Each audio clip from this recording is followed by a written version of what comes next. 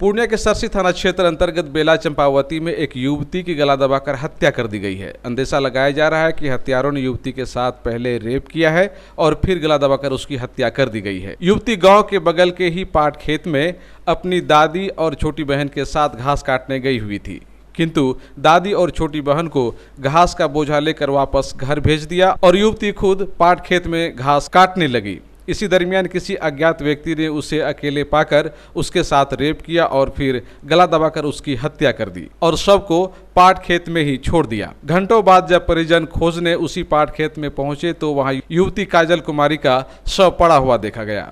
घटना की खबर फैलते ही इलाके में सनसनी फैल गई और बड़ी संख्या में लोग काजल को देखने घटनास्थल तक पहुंच गए। घटना की जानकारी तत्काल स्थानीय थाना पुलिस को दी गई, किंतु परिजनों ने इस घटना में किसी खास व्यक्ति का नाम नहीं लिया है। किंतु अंदेशा लगाया जा रहा है कि यदुवंशी टोला के कुछ लोगों ने ही इस घटना को अंजाम दिया है। परिजनों ने कहा कि आपस में विचार विमर्श करने के बाद आरोपियों का नाम भी बता दिया जाएगा। घास लाने गई थी, घास ला करके यानी कि दोनों बहन और दादी घास लाने गई। घर से लगभग 250-300 मीटर दूरी, 250-300 मीटर। तो वहाँ से एक बोझा घास छोटी बहन को दे दी, बोली कि इसको रख करके घुमाओ। रखने आ गई दादी के साथ में, वो अकेले उधर अकेले रह गई। 3-4 ठो कोई घास काट रही थी लड़की सब बगल में।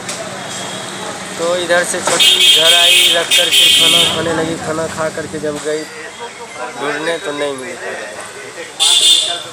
तो वहाँ 3-4 लड़के और जो घास काट रही थी उससे लोगों से पता नहीं किया आप लोग? जी, उन लोग से पता कर रहे हैं अंकल जी, सब घर में है जो वहाँ पे है वही लोग पता कर रहे हैं। तो इसका जो बॉडी मिला जहाँ घास काट रही थी वहीं मिला या फिर कहीं दूसरी जगह मिला? जी नहीं, वहीं पे घास कचिया दोनों चीज़ था। बॉडी भी वहीं था? बॉडी भी वहीं था। तो ये घास क्या पटवा खेत में काट रही थी या फिर ये घास का खेत ही था? पटवा खेत किनका था वो दूसरे का।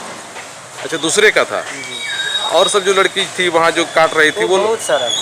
तो वो सब उस आप लोग गए तो वो लोग घास काट ही रही थी? नहीं, वो लोग भी चली गई। तो ये बॉडी आप लोग कितना देर के बाद देखे?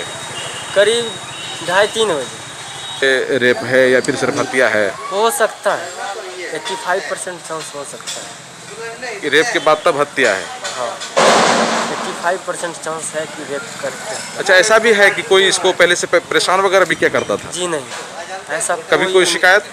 कोई शिकायत है ही नहीं।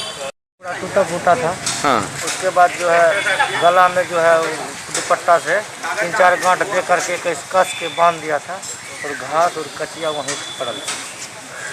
तो क्या लगा आपको देखने से? हमको तो उतना नहीं मतलब देख पाए, हम देखे तो मेरा दिमाग ही घूम गया। मैं अच्छा, शरीर का जो और जो कपड़ा था वो सब सही था, थोड़ा सही था। तो क्या लग रहा है कि सिर्फ हत्या किया गया है? नहीं, अच्छा, रेप भी किया गया है? जी, इसमें तो यही शक है ना।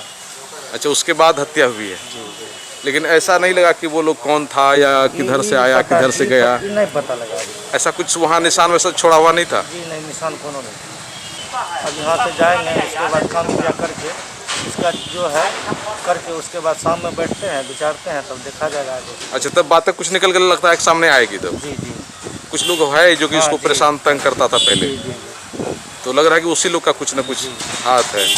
अच्छा, ये बताइए कि जिन लोगों पे आपको शक है वो लोग भी दलित महादलित हैं या फिर कोई दूसरा आदमी है? नहीं सर, महादलित तो दुनिया है घर वहाँ। अच्छा, महादलित आप लोग 2 ही घर हैं? यही घर वहाँ है, पूरा यदुवंशी है सर। पूरा यदुवंशी है? वो खेत भी वही लोग का था? जी, वही लोग का खेत। युवती काजल कुमारी महादलित परिवार से थी, जिसकी हत्या पर कई संगठन के लोगों ने आपत्ति जताते हुए आरोपियों की तत्काल गिरफ्तारी की मांग की है। वहीं मंत्री बीमा भारती के पति अवधेश मंडल ने भी इस पर कड़ी प्रतिक्रिया व्यक्त करते हुए कहा है कि इस मामले की निष्पक्ष जांच कर आरोपियों को कठोर सजा मिलनी चाहिए, जबकि संगठन के लोगों ने आरोपी को फांसी देने की मांग की है। सरसी के बच्ची के साथ जो है महादलित के साथ बलात्कारी हुआ है, बहुत ही घनघोर अन्याय है और जो है कि मैं सरकार से अपील करता हूँ इसमें कानून कार्रवाई करके अपराधियों को पकड़ा जाए, अपराधियों को लगाम लगाया जाए, जो है कि परिवार को मुआवजा दिया जाए और जो है कि दोषियों को जो है कि गिरफ्तार करके जेल भेजा जाए। देखिए, आज पूर्णिया फिर से दोबारा शर्मसार हुआ है।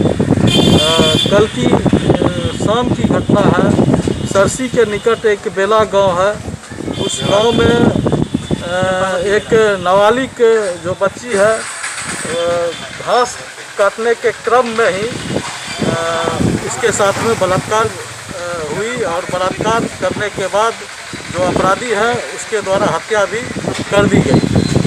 हम लोगों के पास में जैसे ही इसकी जानकारी हुई, रात में ही हम लोगों ने एसपी साहब से संपर्क साधा, लेकिन अभी तक हम लोग के संज्ञान में इस तरह का कोई भी बात ऐसा प्रतीत नहीं हुआ है कि पुलिस प्रशासन के द्वारा किसी भी तरह की कोई कार्रवाई की गई है। हम लोग तमाम बहुजन संगठन के लोग पूर्णिया के माननीय एसपी साहब से यह आग्रह करते हैं कि इस मामले को संज्ञान में लेते हुए त्वरित कार्रवाई करने का काम करें और जो भी अपराधी है उसको फांसी की सज़ा दिलवाने का काम करें, ऐसा हम लोग एसपी साहब से मांग करते हैं।